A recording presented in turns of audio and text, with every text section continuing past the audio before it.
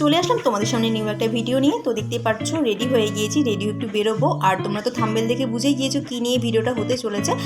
তবুও বলছি, আজ কালকে হচ্ছে আমার হাজব্যান্ডের বার্থডে, তো সেই জন্য আগের দিন থেকে আমি ভিডিওটা শ্যুট করছি।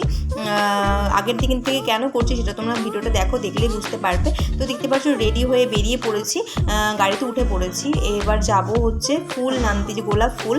তো যেহেতু কালকে হাজব্যান্ডের বার্থডে, তো সেই জন্য ওকে সারপ্রাইজ দেবো গোলাপ ফুল। আর ওকে ফার্স্ট আমি এভাবে গোলাপ দিচ্ছি, আমি কোনোদিন ওকে গোলাপ ফুল দিইনি, তো আজকেই ফার্স্ট দেবো।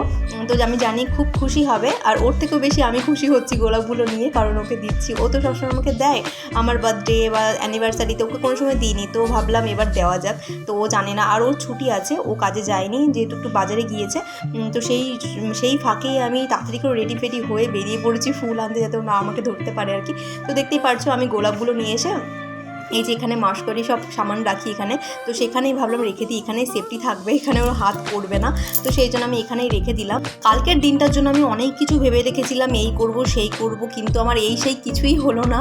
মানে ওর কাজ এমন দিনেই ছুটি পড়েছে যে সারাদিন ঘরের মধ্যে আমার সাথেই ছিল।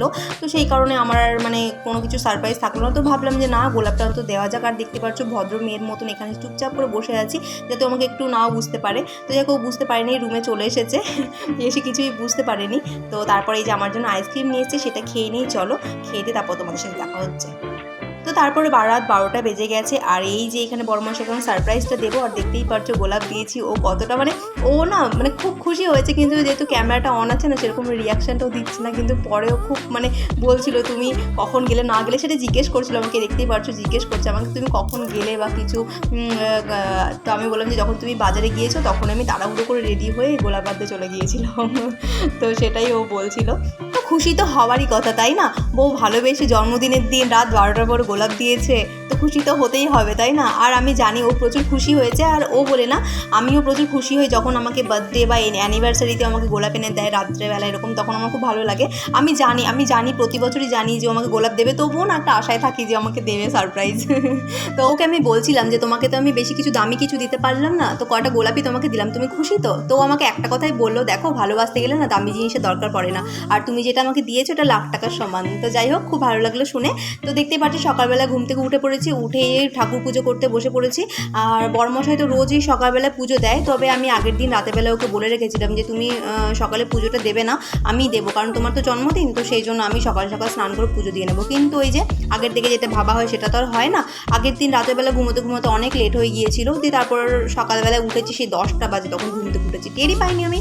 তো তারপরে যাই হোক, কী আর করা যাবে, তাড়াহুড়ো করে স্নান ধান করে পুজোটা দিয়ে নিলাম, দেখতেই পারছো। তো পুজো দিয়ে এখন একটু যাব হচ্ছে মন্দিরে। আসলে মন্দিরে যাওয়ার কোনো প্ল্যানই ছিল না আমাদের, কারণ প্রতি বছর না আমি মানে এইসব ভালো ভালো দিনে মন্দিরে গিয়েও পুজোটা দিই, ঘরে পুজো তো দিই, মন্দিরেও পুজো দিই, তবে এবার কোনো কিছুতেই দিতে পারবো না, কারণ আমাদের একটু অছুত চলছে আর কি। আমাদের এই বাড়ির একজন মারা গিয়েছেন, তো সেই কারণে আমরা একটা বছর কোনো মন্দিরে পুজো দিতে পারবো না। তো আগের থেকে তো ভাবলে তো সব কিছু হয় না, তাই না? ভগবান যেটা চাইবে সেটাই হবে। তো সেরকমই আমি 6 মাস আগের থেকে অনেক কিছু ভেবেছি, কিন্তু সেগুলোই কোনো কিছুই আর কি হলো না। কিন্তু দেখো আজকের দিনটা পুরো উল্টো হলো, তবে খুব ভালোই কেটেছে দিনটা, খারাপ কাটেনি, ভালোই কেটেছে। তবে আগের থেকে যেগুলো ভেবেছিলাম সেগুলো আর হয়নি। তো দেখতে পাচ্ছ ঠাকুরের ঘরের পুজোটা দিয়েই আমি মন্দির যাবো বলে যে ভাবনা চিন্তা করছিলাম আর কি, যে না মন্দির থেকে ঘুরে আসি, পুজো না দিই, ঠাকুর দর্শনটা মন্দিরে গিয়ে অবশ্যই করা উচিত। তো বড়মশাইকে বললাম তুমি রেডি হও, আমিও রেডি হয়ে বেরিয়ে পড়বো। তো দেখতেই পারছো এই যে মন্দিরে চলে এসেছি, মহাদেবের মন্দির, বেশ মনটা শান্তি লাগছে। আর ভেতরে না ভিডিওটা করতে কেমন লাগছিলো, সবাই তাকাচ্ছিলো, আর আমি না আমার খুব একটা ভালো লাগে না মন্দিরে এসে ভিডিও করতে, বেশ কেমন একটা যেন লাগে বেশ। তো যাই হোক, তাও একটু করলাম। তো এই যে দেখতেই পারছো, এবার এখান থেকে যাব আমরা একটু বাজারে যাব, তো একটু মার্কেটে যেতে হবে, কারণ টুকিটাকি কিছু কেনার আছে, তো সেই কারণে।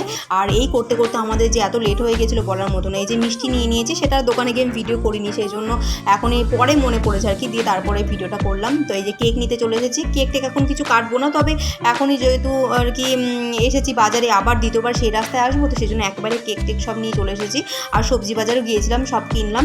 তো কেকটা ফ্রিজের মধ্যে রেখে দিচ্ছি, কেক, তারপরে মিষ্টি, আইসক্রিম যা যা ছিল সব কিছুই ফ্রিজের মধ্যে রেখে দেবো। তো তারপর তোমাদের তো বললামই যে যেটা 6 মাস আগের থেকে ভেবেছিলাম ঠিক তার উল্টো আজকে হয়েছে, তোমরা দেখতে পারবে ভিডিওটাতে। তো দেখতেই পারছো এখানে আমি খিচুড়ি নিয়ে বসে পড়েছি, যেহেতু সকাল থেকে আমি কিছুই খাইনি, খিচুড়িটা খাচ্ছি। এখানে ভাত বসিয়ে দিয়েছি, আর এই যে পাশে না ডাল বসিয়েছিলাম, ডালটা একটু হলে পোড়া লেগে যেত, ভাগ্যিস পোড়া লাগেনি। আর মাছের ঝোল হবে। আর দুঃখের বিষয় কি বলবো, তোমাদের সাথে আমি রান্নাটা শেয়ার করলাম না, কারণ ওকে আমি কিচ্ছু দিতে পারিনি। দেখতে পাচ্ছ ভাত বসিয়েছিলাম আমি। তো তারপরে কি হয়েছে, অনেকটা লেট হয়ে গেছে, তো বড়মশাই বললো আজকে রান্নাবান্না করতে হবে না, আজকে বাইরে গিয়ে আমরা খাওয়া দাওয়া করবো। তো তারপরে যাই ভাবলাম ঠিক আছে, তো ভাত ডাল তো যেহেতু বসিয়ে দিয়েছি, তো মাঝে মুগ ডাল করেছিলাম, ভাত করেছিলাম, আর এমনি 5 রকমের ভাজা, মাছ ভাজা, চাটনি এসবই করেছিলাম। তো সেই জন্য আর ভিডিওতে আমি আনিনি। তো দেখতে পাচ্ছ রাতের বেলা বেরিয়ে পড়েছি, আর এতটা পরিমাণে বৃষ্টি হচ্ছে, মানে সন্ধ্যা থেকে আমরা রেডি হয়ে বসে আছি। তারপর লাস্টে ফাইনাল যে চলো ভিজে যাবো। তো দেখতে পাচ্ছ কেমন জল হয়েছে রাস্তাতে। তো আমরা সারা রাস্তা ভিজে গিয়েছি, আর যে কেক নিয়ে চলে এসেছি। আর দেখো সবার অবস্থা, ভিজে কি অবস্থা। তো সত্যি কথা বলতে ভিজেছি, কিন্তু আমার খুব আনন্দ হচ্ছিল, রাস্তাতে বৃষ্টিতে ভিজে আসছিলাম।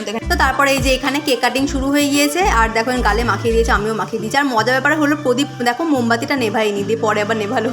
তো যাই হোক, এই যে দেখে কেক কাটিং হয়ে গিয়েছে। আর দেখতে পাচ্ছ বড়মশাই না খুব একটা ভালো জিনিস বললো যে আমাদের জন্য 2 পিস রেখে সব ওয়েটার যত আছে সবাইকে দিয়ে দাও, সবাই খাবে। তো বেশ পরে আমার মাথাতে ছিল না, পরে যখন বললো তখন না বেশ ভালো লাগলো যে ঠিকই তো, এখানে আমাদের বাড়ির ফ্যামিলি কেউই নেই আমাদের সাথে, আমরা দুজনই আছি, তো অত বড় কেই বা খেত। তো দিতে পেরেছি, আমার খুব ভালো লাগছে। তো ও খুব খুশি, আমিও খুব খুশি, খুব ভালো লাগলো জিনিসটা। তো যাই হোক, বড়মশাই আমাকে একটা ভালো বুদ্ধি দিয়েছিল, তাই না? তো খাবার অর্ডার করেছিলাম, তো তারপরে দেখতেই পারছো তার মধ্যে টাইম পাসের জন্য পাঁপড় ভাজা আমাদের দিয়ে গেছে, টুকটুক করে ওটাই খাচ্ছিলাম। তো খেতে দেখো পনির মশলা চলে আসলো, আর এখানে তন্দুরি চলে এসেছে, এই দুটো খাচ্ছি। তো এটা খেয়ে মানে আমার পেট ভরে গেছে, আমি যে ভাত বা চিকেন কিছু খাবো সেটা আর আমি হয়নি। তো যাই হোক, তারপর ওকে বললাম যে 1 প্লেট রাইস নাও, আর হচ্ছে চিকেন নাও, 1 প্লেটের মতন নাও, অল্প করে নাও, যদি তুমি খেতে পারো পরে নিও। তো ওইটুকু খেয়ে আমাদের পেট ভরে গিয়েছিল। আর আমি সকাল থেকে বড়মশাইকে তো পাগল করে দিয়েছি, বারবার ওকে জিজ্ঞেস করছি তোমার কেমন লাগলো, আনন্দ পেয়েছো, মজা পেয়েছো, আরও বারবার মাথা নাড়িয়ে যাচ্ছে, হ্যাঁ আনন্দ পেয়েছি। তো আমি ওকে চেষ্টা করি সবসময় আনন্দ দেওয়ার, কারণ ছোটোবেলা থেকেই আমাদের বড় জন্মদিন পালন হয়, মা বাবা দেখি সবাইকে ছোটোবেলা থেকে পাড়ার সব বাচ্চাদের নেমন্তন্ন করে, বা বড় হয়ে গেলে বড়দের নেমন্তন্ন করে, কেক কাটিং হয়, খাওয়া দাওয়ার একটা কত সুন্দরই হয়। কিন্তু এই যে পাশের মানুষটাকে দেখতে পাচ্ছ, এই মানুষটাকে না কোনো দিন মানে জন্মদিন কি, ওর নিজের বার্থডেটাই কবে জানতো না, যে ডেটটা কবে। তো সত্যি কথা বলতে বিয়ের পর আমিও জানতাম না, ওকে যখনই জিজ্ঞেস করতাম না তখনই এক কথাই বলতো যে আমি জানি না। আমি তা ওকে বলতাম যে তুমি জানো না, তোমার মা জানে? তো বললো যে না আমার মাও জানে না। তো ওই জন্য আমি ভাবতাম যে তাহলে মাও জানে না হয়তো, সেই জন্য আমি কোনো গুরুত্বও দিইনি আমি। তো একদিন হঠাৎ করেই মাকে জিজ্ঞেস করলাম যে মা তোমার ছেলের জন্মদিন কবে? তারপরে মা এক কথাতেই বলে দিল শ্রাবণের 5 তারিখ। তো সেই দিন থেকে আমি জানতে পারলাম যে এই মানুষটা শ্রাবণের 5 তারিখে জন্মদিন।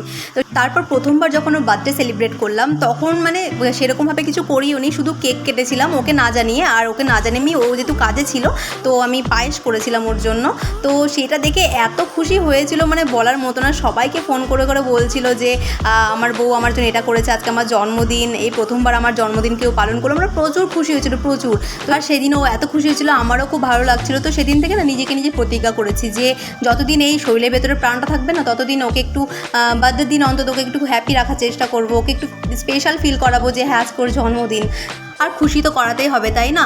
খুশি করানো তো একমাত্র স্বামীর দায়িত্ব না, বউয়েরও কিছু দায়িত্ব থাকে। তো আমি যেহেতু ওর বউ, তো আমি তো সেই দায়িত্ব পালন করবই। আর স্বামী আর এক হচ্ছে বাবা, এই দুটো পুরুষ মানুষ না সবসময় নিজের স্ত্রীর কথা, বাচ্চার কথা, সন্তানের কথাই চিন্তা করে, এরা নিজের জন্য চিন্তা করে না। সেটা আমি নিজের বাবার ক্ষেত্রেও দেখেছি, আর স্বামীর ক্ষেত্রেও দেখেছি। যেমন আমার বাবা কোনোদিনও কোনো কিছুর অভাব দেয়নি, না চাইতেই সব কিছু পেয়ে গেছি, তেমনি আমার স্বামীও তাই, ওকেও তাই, না চাইতেও আমি সব কিছু পেয়ে গেছি। তবুও ওর সবসময় একটা কথাই বলে তোমার কি লাগবে, এটা নেই ওটা নেই, কিন্তু সব কিছু থাকা সত্ত্বেও আমাকে এই কথা বলবে। তো যাই হোক, দেখতেই পারছো এত বৃষ্টি পড়ছে, দেখো আমি তো ফুল এনজয় করছিলাম, সত্যি বলতে এতটা মজা হচ্ছিল। আর বৃষ্টিতে ভিজতে কার না ভালো লাগে, তাই না? তো দেখতেই পারছো রুমে চলে এসেছি, রুমে এসে পুরো স্নান ধান করে ফ্রেশ হয়ে নিয়েছে, আর ওর মায়ের সাথে গল্প করছে।